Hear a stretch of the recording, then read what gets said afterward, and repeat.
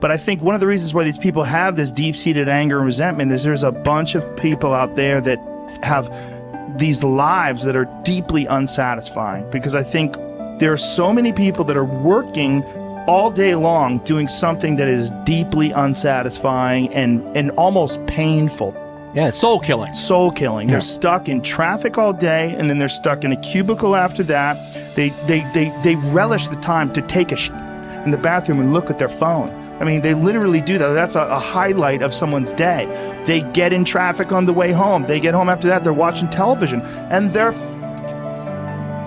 You ever notice that some people seem to want to hang on to stuff that is bothering them? They're forever talking about it. They don't want to let it go. They've had a failure at something and it's grown. They can't get over it. They just can't get over it. Or somebody said something nasty to them. They don't want to let it go. Do you know what we should do? We should ask ourselves, everything that happens, is this serving you? Is this serving you? And if it's not serving you, get rid of it. You don't want anything in your life that's not serving you, that's not causing you to grow, that's not adding to the quality of your life. I don't care what it is. You will find some people, they just hold on to bad stuff. They hold on to problems. They don't want to seem to let it go. And that adds more problems. Whatever you focus on grows. The only thing that can grow is the thing you give energy to. Why would you hold on to anything that's not serving you?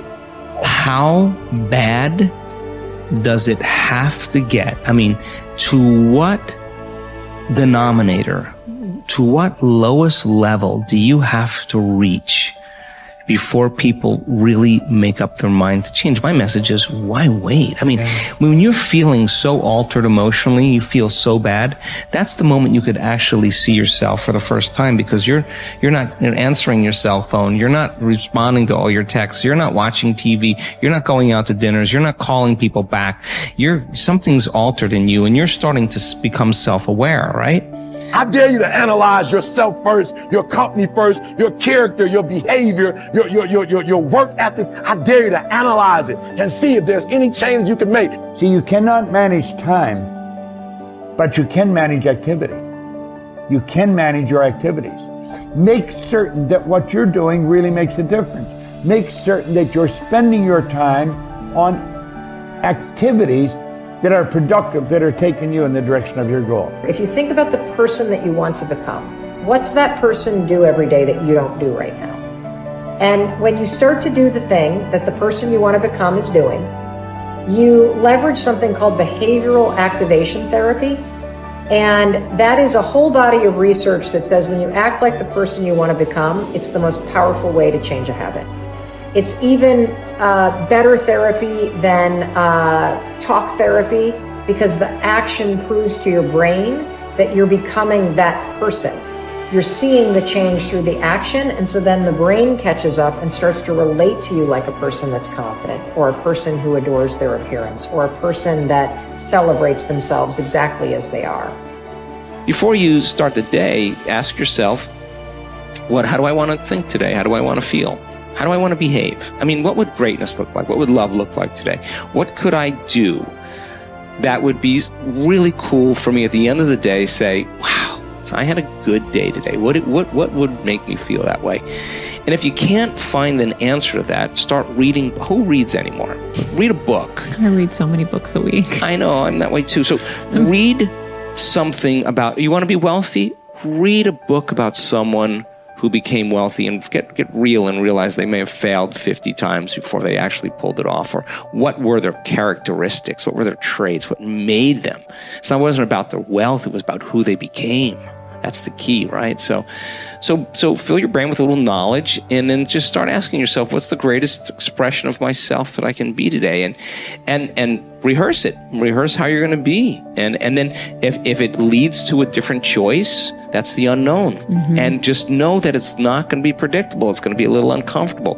That's where the magic happens. If you can stay relaxed and awake in the unknown, things get pretty exciting. When you're back to the known, you're back to the familiar. Don't expect anything to change in your life. And if you say it's that person or that circumstance, you defaulted and went back to the program of the victim, allowing your outer environment controlling your thoughts and feelings. If you truly do this well, This is what I discovered. If I truly feel the feelings of my future before they occur, and I live in that state, I'm no longer looking for it to happen. How could I look for it if I feel like it already has, right? So I try to stay in that state, because then I'm not separate from it. And that tends to be when the magic happens. There's no control anymore. There's no predicting. There's no perfectionism. There's none of. All there is just kind of an experiment. Like, I'm experimenting to see if I changed my thoughts and feelings, if my life will change. And that should be the experiment everybody has. And do it with curiosity, and do it with just seeing if the experiment works. If it doesn't, change something else about yourself until it starts to work. Deciding who are we going to be. You know, we shouldn't hope to end up one day a magnificent, strong, beautiful, capable, kind, loving person. We should start living like that today, hopefully, so that we become that. That who we become is not an accident, but hopefully a purposeful intent. That our days and how we approach our days are literally driven by the intention of who we're going to bring. That we bring our character into each of the circumstances of our lives, and by doing that, maybe we can't always direct every circumstance of our life. We can't control everything, but we can certainly control our responses to them. We can certainly dictate who we're going to be in those circumstances, and that helps us achieve our ultimate destiny that we desire, not one that just lands on us.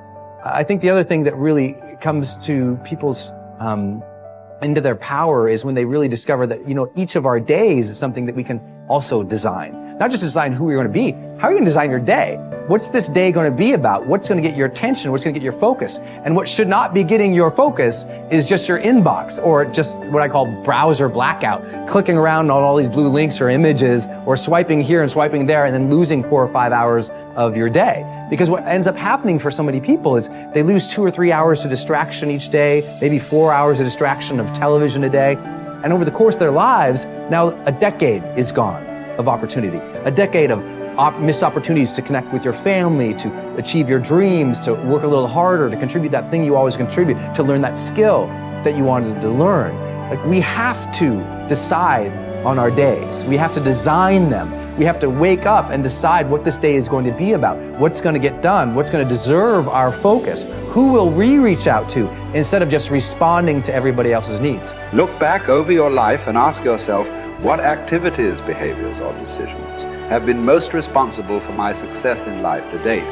You will probably find that less than 5% of the things that you have said or done have accounted for most of the success you have enjoyed. You may find that it was your unique ability to solve a particular kind of problem or to take advantage of a particular type of opportunity. You may find that your special talent was an interpersonal skill that enabled you to influence and persuade other people at a particular time and place. You may find, on analysis, that it was an ability to take charge and accept responsibility for accomplishing a particular goal. Whatever has been responsible for your successes in life to date may be a good indication what you should be doing in the future. Analyze your work based on the measure that I call return on energy. Leaders in every field deliberately apply their talents and energies where they can achieve their greatest return on the amount of energy, mental, emotional, and physical, that they invest in any endeavor. They refuse to take on jobs or work in areas where they cannot perform at exceptional levels. They treat themselves as valuable resources, and they spend their energies very carefully. One of the questions that you might continually ask yourself is this the best possible use of my time and energy? Is what you are doing right now the most valuable thing that you could be doing, given your particular combination of talents and abilities? Often answering this question will help you to see that there is a vast difference between what you are currently doing and what you should be doing if you want to be fulfilling more of your potential. Once you have chosen your ideal job or occupation for this stage of your career, your biggest responsibility is to make the decision to become very good and then to become excellent at what you do. In a lengthy study on successful Americans, the Gallup organization discovered that expertise, or being recognized by your peers as one of the very best in your field, was one of the essential ingredients for success in American life. We said before that self-confidence comes from positive knowing rather than positive thinking. It is only when you know that you are outstanding in your chosen field that you really feel terrific about yourself, and that you enjoy high levels of self-confidence. Men and women who are good at what they do and who know that they are good at what they do are very different from those who are only average. They walk and talk and dress and behave differently. They have an attitude of assurance and certainty about themselves that causes them to stand out in any group. They have a deep down sense of self-worth and self-confidence that is evident to everyone around them. The quality of a person's life is in direct proportion to their commitment to excellence, no matter what their chosen field.